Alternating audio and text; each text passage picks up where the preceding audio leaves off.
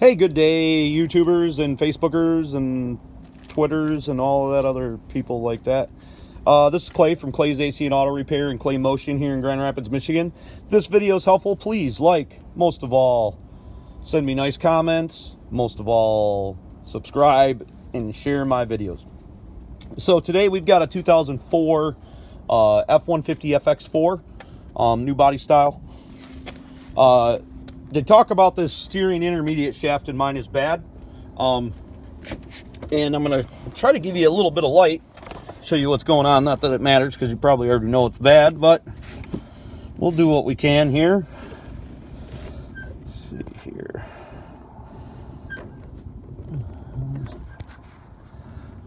All right, right down there.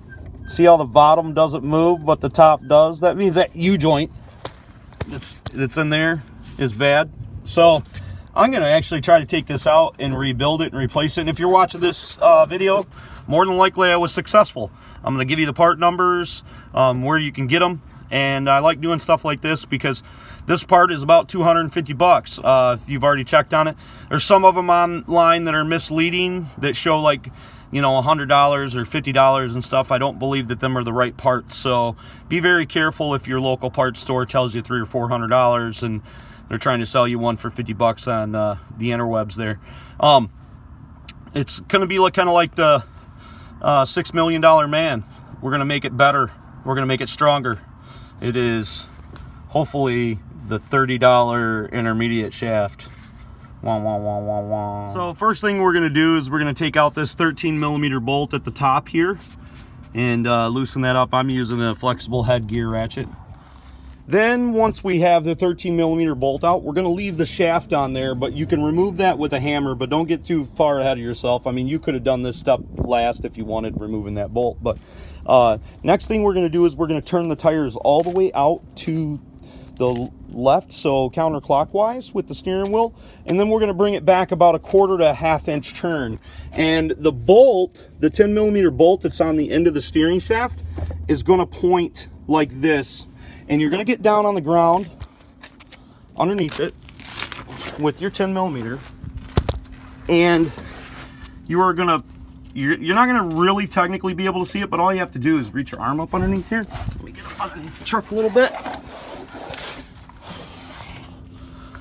Then we'll put the 10mm, you'll reach your hand behind that steering, power steering pump. Sorry you can't see me do that, but you should be able to feel it pretty good. Then we're going to set the socket on there, and you're doing this all by feel. You're really not going to see it that well. And we're going to add an extension to it so it comes out right about here with your oil filter. So then we're going to remove that 10mm bolt, and then hopefully we can take the steering shaft completely off. So now I'm using a 1/4-inch drive ratchet system. So I've got a 6-inch extension on there, and you can see how that pops up out of there.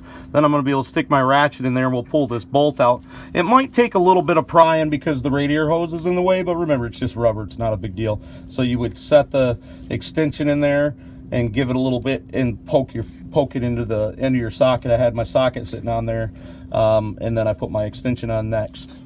Hindsight being 20/20 that it is, we're going to use a 3/8 with the shallow 10mm and a 6-inch 3/8 extension, and turn this off because I couldn't get enough force with my hand to turn it off with the 1/4-inch drive. So that's a little tip for you. Okay, so now we've got the lower bolt out. The hope is that we can knock this off of here.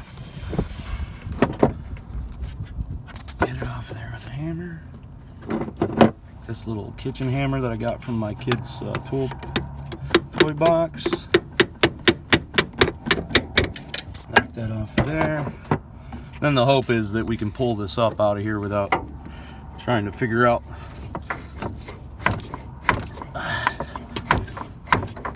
Let's see if that'll work. Let's set this down. So pulling it off wasn't working, so I've got a pry bar up in there.